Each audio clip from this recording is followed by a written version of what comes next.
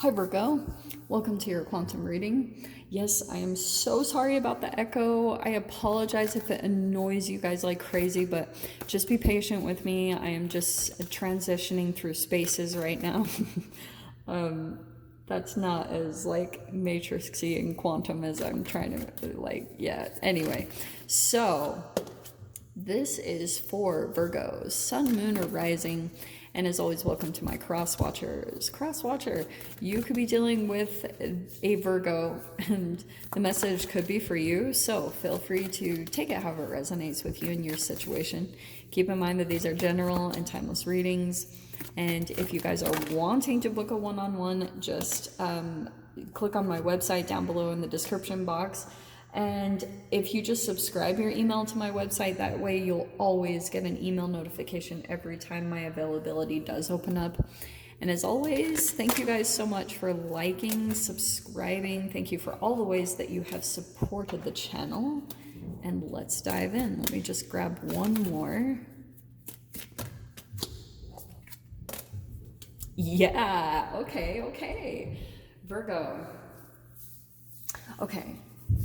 I feel as though you guys might be dealing, what a freaking fascinating, see, this is why I freaking love the archetypes, because I'm like, I never know what combination is going to come out. Okay, we have the shadow, one of my favorite words to use, right? And then we have the king. And then we have the venom. So, Virgo,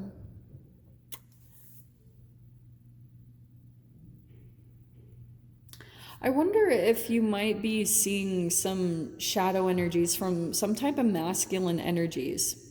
Like the venom feels like, I'm not gonna lie, it's very vampiric, but you also have the star, which is like super awesome. Optimistic, inspiration, renewal, calm, abundance, and harmony. We have the star card, which can be Aquarius energy. And then the Fool card, trust, spontaneity, optimistic, free spirit, and a new beginning, a new chapter. So Virgo, what I think could be happening, I feel as though this shadow energy is like a particular energy that you did see something pretty crappy from another person. I think someone did something kind of toxic, or you were dealing with that type of a person. You could have seen something about this person, like it could be a family member or a lover.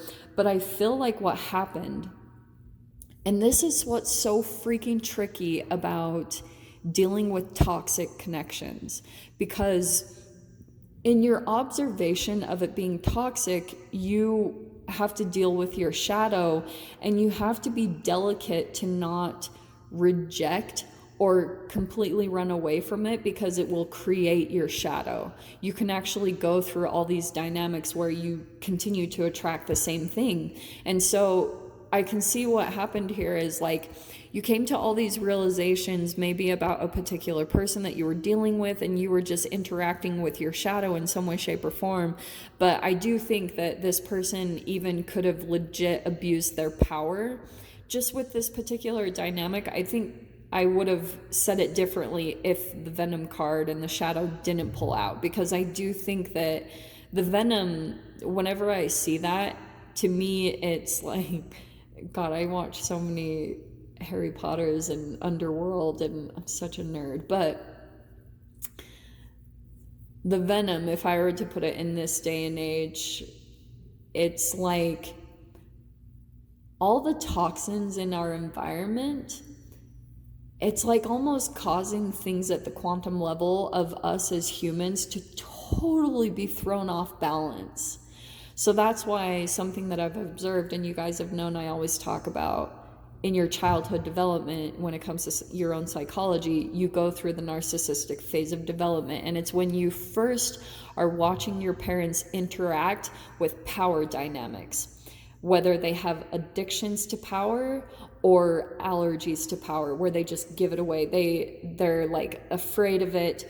And so depending on how that's played out for you, sometimes you can alternate back and forth, which is really trippy, but it's just showing you that your shadow that's wanting to be integrated together. So what can happen is, like, sometimes when you deal with another person, and say that there's a person that's like just consumed with parasites or free radicals, which is the venom. That's what to me is venom. It's too much shadow that's been accumulated through addictive behaviors, addictive patterns.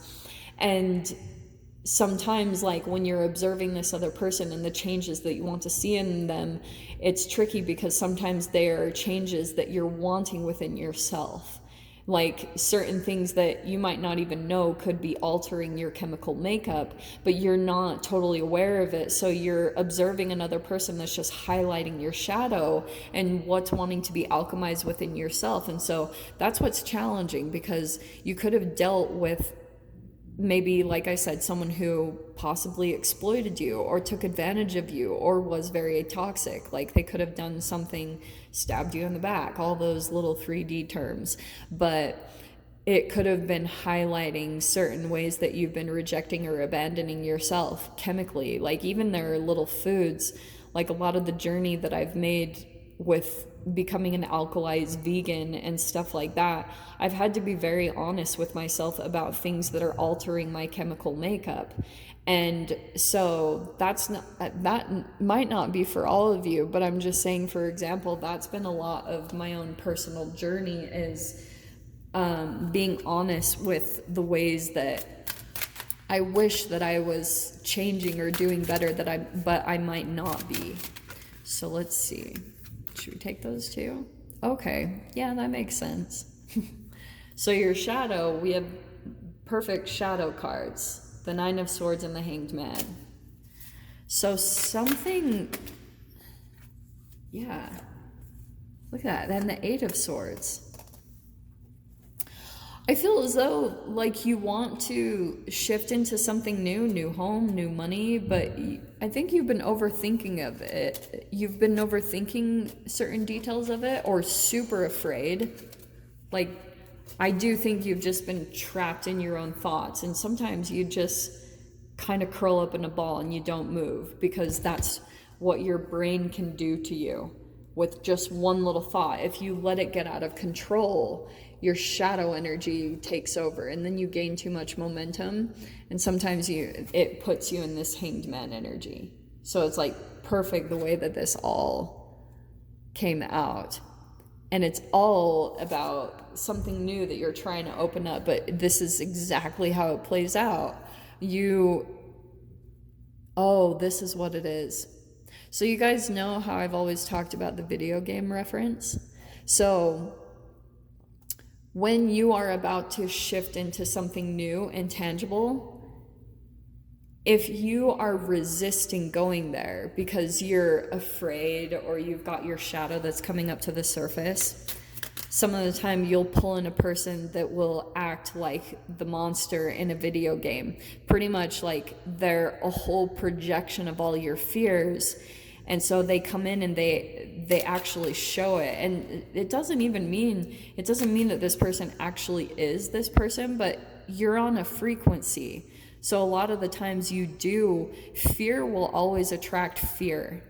But if you're in this lower vibrational state of fear that's small, you will attract someone that tries to control you, but they're on the same frequency. They're also afraid. So that's when you sometimes go through this little relationship or whatever with another person, because you're actually playing this out. You're projecting some of this unconsciously. Okay. Yeah, I feel like Two of Pentacles and the King of Swords. There's a lot of air and Aquarian energy coming in. Honestly, I feel like something about this is going to make you more knowledgeable. The King of Swords is like, you know that you're going to have to grow or expand in this way, and it will take some adjustments, and that could be the reason why you're like, oh my gosh, and you could be afraid that It's like sometimes leading up to this, you're afraid that you make the wrong choice, or you're afraid that you're going to do the wrong thing. And what's even worse is that some of you guys, especially if you're into law of attraction, you know that since you're on this frequency, you just have to let yourself expend the energy and just collapse. Like, that's why the star card, there's a person literally just like collapsed. And sometimes you let the energy just overwork itself in your mind until you're laying there exhausted. Once it gets expelled out, that's when you usually get a shift in perception, and then boom, this is all going to play out the way it is. You might actually be communicating with someone here that has a lot of knowledge that they might be sharing with you that's going to help you open up this new beginning. You'll have to juggle some things, or it could even be finances or goal or like income, something about that. But this interaction with this person feels like it's key. It could be someone who has a lot of knowledge. Yeah, there's the trust. These cards are perfect. Oh man. Trust in your intuition and what you are feeling, sensing, seeing, or experiencing. So that's why sometimes you can be picking up on something that is causing your fear to be legit, but it won't help you to worry. It never does. Worrying is like the most unuseful energy to be expended from your self-ether. And this is why, because it's going to help you pull into your strength. You have an enormous amount of strength and courage. Remain focused, stand tall, and shine. Yeah. You got this. Virgo, seriously, for whoever is dealing with this, you're going to be fine. So I'll dive into the extended. We'll see whatever else wants to come out. If you guys want to join me over there, feel free. Go down below, click on the Vimeo link, and I'll see you over there. But Virgo, if this is where we leave things, I'm sending you guys so much love, wishing you all the very best. I'll see you in your next reading. Take care.